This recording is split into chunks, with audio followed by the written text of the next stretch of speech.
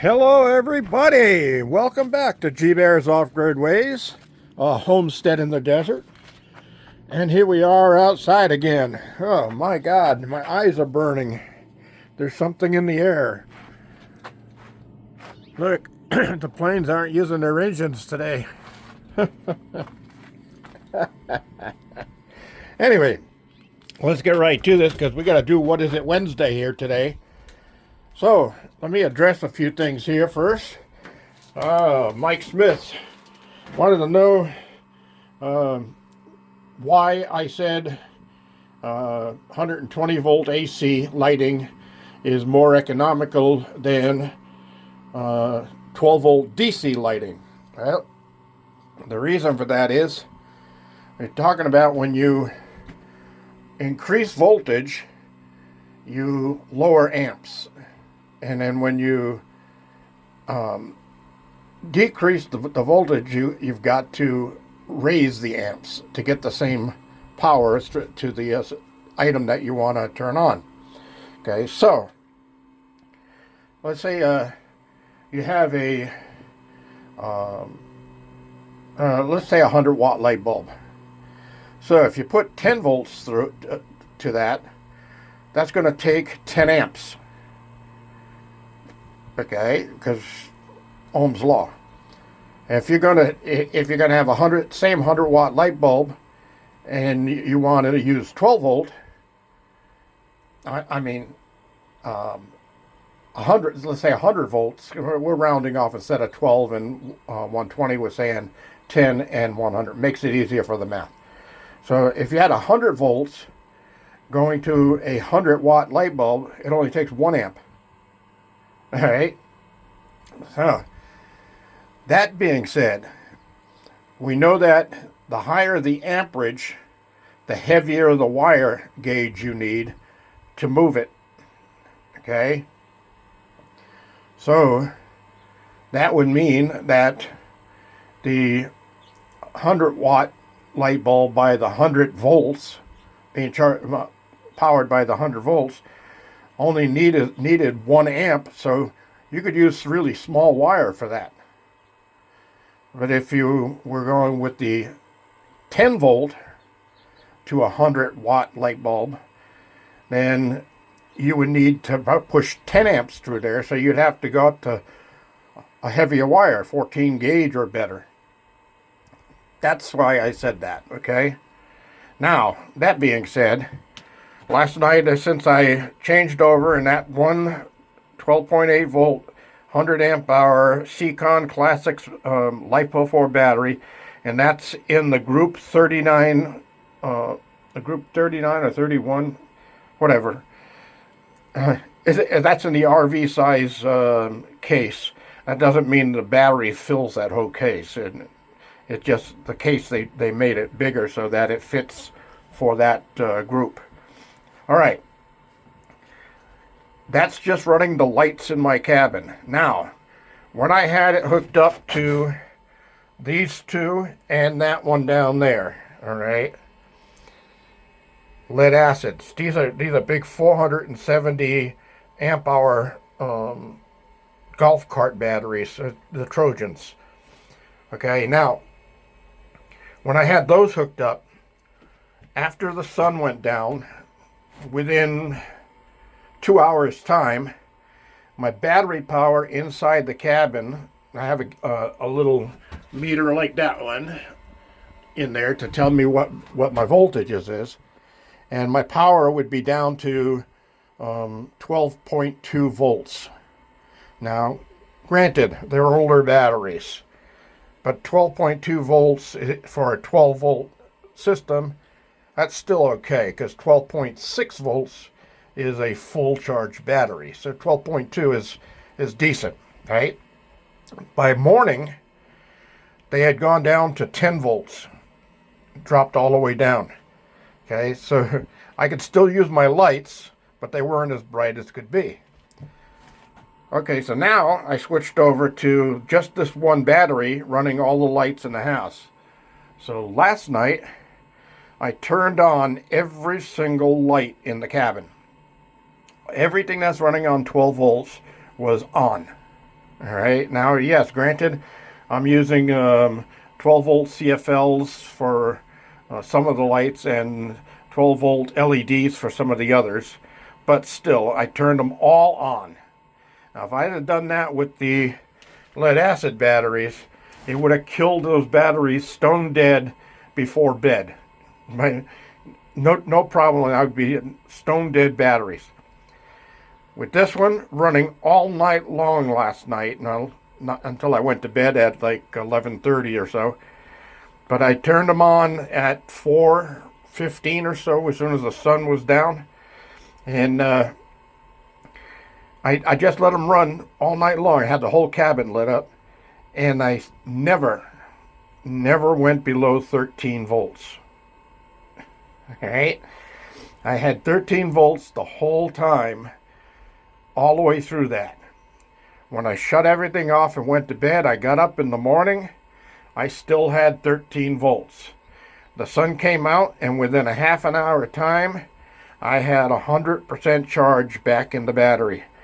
And I'd only dropped down to like 95% of the battery. It was still at 95% charge, even though I ran the lights all night long. So this is going to work out just fine, and it's going to save me some time and money, because running it like this means I don't have to rewire the lighting inside and change all of the LED bulbs over to 120 volt bulbs. I can leave everything as it is. My lights will be just fine.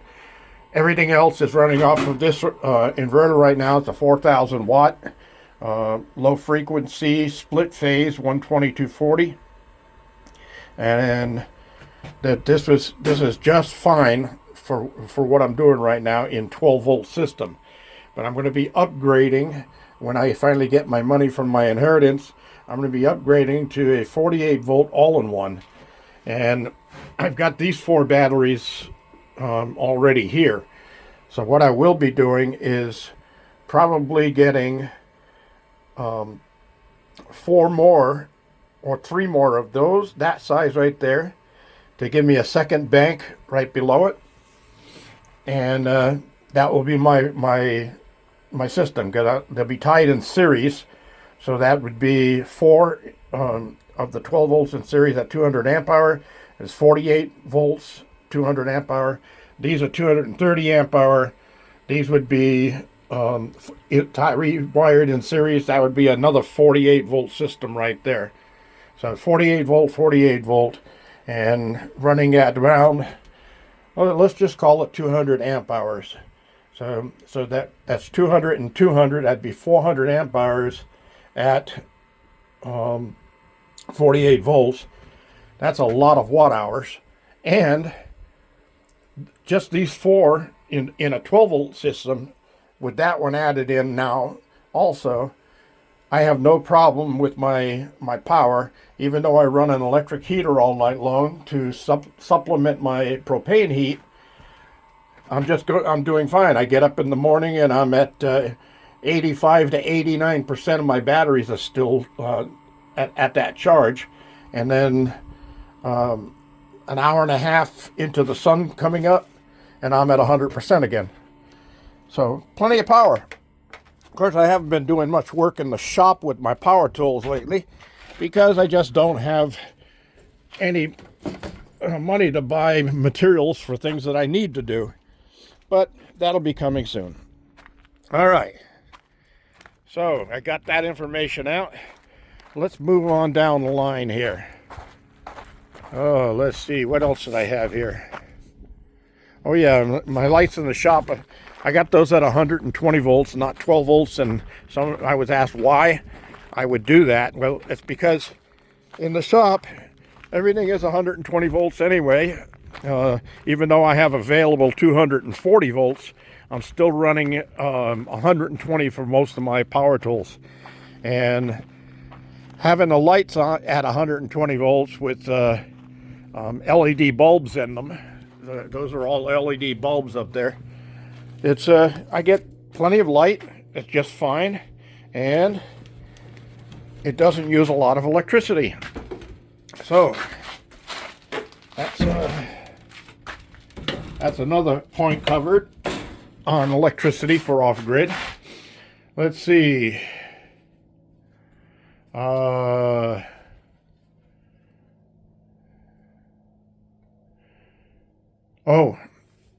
very important. Something I found out, just discovered it because I was having a problem and I needed to figure out what it was. And I finally did figure out what it was. And I'm going to share that with you because a lot of people are thinking about going Lifepo4s and switching over from their lead acids and that stuff. Okay, now, if you're living in a RV, and your RV is 12 volt anyway, you can stay with a 12 volt system. That's just fine. That way you could still have all of your 12 volt items in the RV can still keep on running on the 12 volts. Now, if you do upgrade to a 48 volt system or something like that, then you won't be able to use direct off the batteries to your 12 volt apparatus in your RV without a converter. So it's kind of redundant. So you're better off just staying with the 12 volt systems for an RV. You'd be fine that way. And an RV, if you're going to be running a lot of AC power, because you build a shop and you want to run your power tools and things like that, don't worry about it. I've been here going on 10 years. I've been running my power tools on a 12 volt system the whole time. I just recently, within the last year, switched over to Lifepo4s and got away from lead acid, and I'm happy I did. Now that the prices are coming down, they really are a pleasure to deal with, all right? And no more paying $1.49 a gallon for distilled water at the supermarket. Yeah, I know I can make my own, but that takes time too. And trust me, just because you move off grid doesn't mean that you've got absolutely nothing to do all day but sit on your butt. You work more than when you're retired living off grid than you did when you were not retired working a full 40-hour week, or in my case, it was sometimes 60 or 70-hour weeks. All right.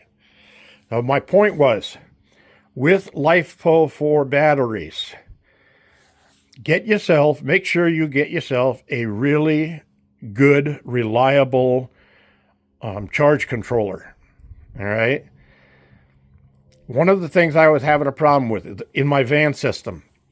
Okay, at one point, I had a 200 amp hour battery and a 100 amp hour battery in there in parallel, giving me 300 amp hours. All right. Now, I've got that little Palmister charge controller in there that does handle Lifepo4.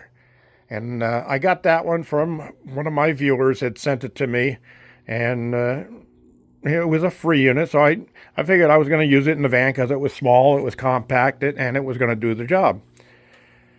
All right.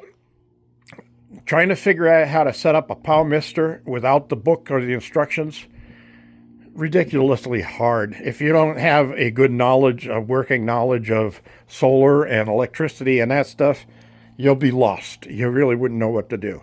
Now, I did go online and I found some videos on it, but the videos were not very good. The girl that's going on there is talking in her Chinglish, and she's punching buttons and just going through it as fast as I'm talking right now. She's giving you instructions on how to do different settings at that same speed and pace. Well, you can't follow her. You have to keep pausing the video, then go into your unit and try to catch up to what she just did. And then you turn the video on, and next thing you know, you're 3 steps past that, and you got to go back, and what a pain in the neck. Anyway, it didn't give me a lot of info, but it gave me enough so that because of my knowledge and background, I was able to figure it out. Now, there is a set where I was trying to set it up for the Lifepo4 batteries that I had. And there is a setting that's kind of hidden. When you get all the way through and you get to the voltage of the battery system that you're going to run, whether it's 12 or 24 volts in that one, there you got to press and hold the back button, not the select button, but the back button. Press and hold it, and that brings you into other settings behind it. And then that's where you would set the amp hours of your batteries. Okay, how many amp hours you have. Now, I did do the auto setup on it when I had it set up for 300 amp hours, and it recognized 300 amp hours and set it up in the system, and it was running on that. When I switched back down to 200 amp hours by putting two 100 amp hour batteries in, follow me on this, I didn't do the automatic setup again. But I did check all the settings as I went through, all except for the number of amp hours that was programmed into that charge controller. It was still thinking I had 300 amp hours and I only had 200 amp hours. So the problem I was having was halfway through the day, like about now, I would go in there and the alarm would be going off on my inverter, and I'd look at the voltage, and I'd have like 15.85 volts going into that system, and I'm going, whoa, this isn't supposed to be happening. It's supposed to shut down when it gets to 14.6. It's not supposed to charge anymore into the battery, and it was running them up to 15.8, 15.9. And I'm like, wait a minute, something's wrong here. What's going on? And I could not figure out for the life of me what was wrong.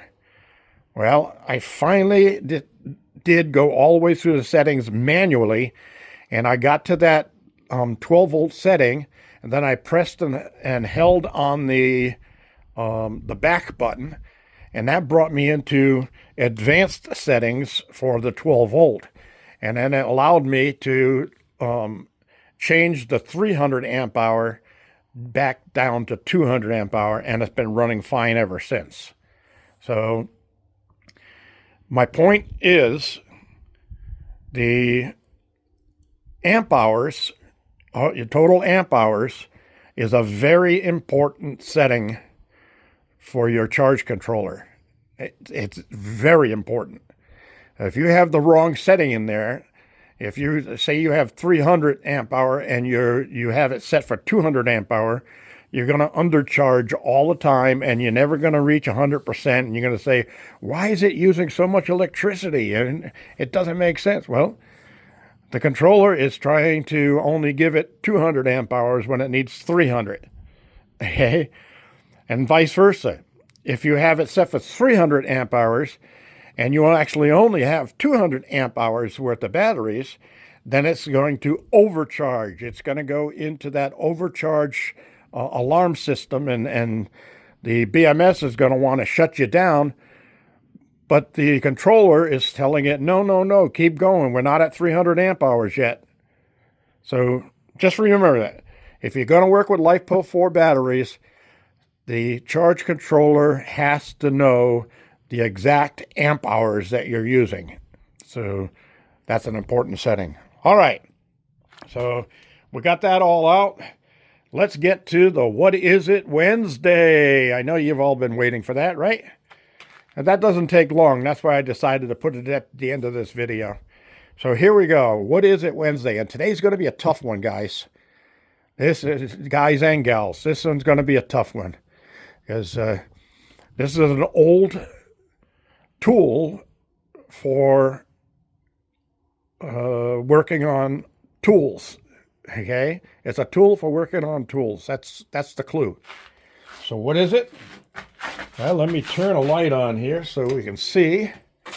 And we're going to come over here, and here it is, right here. All right, now you can see what it looks like. And when you squeeze this little thing, there's a little plunger in there that goes forward, all right? And on this end, It has a dial with different numbers on it. And you can loosen the screw and rotate the dial and change the number setting on there. Okay, so let me turn it over here so you can see it upside down.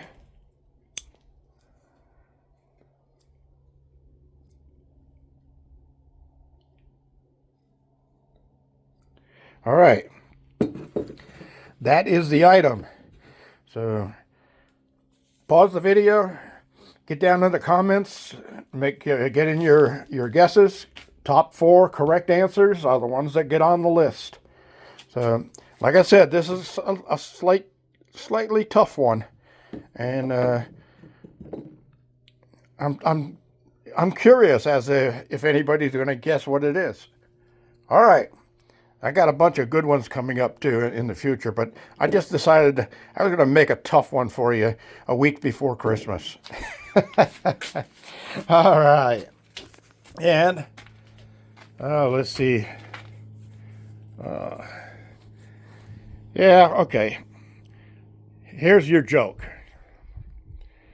I was blaming my clothes washer and dryer for shrinking all of my pants. And then I finally realized that it was the refrigerator all along.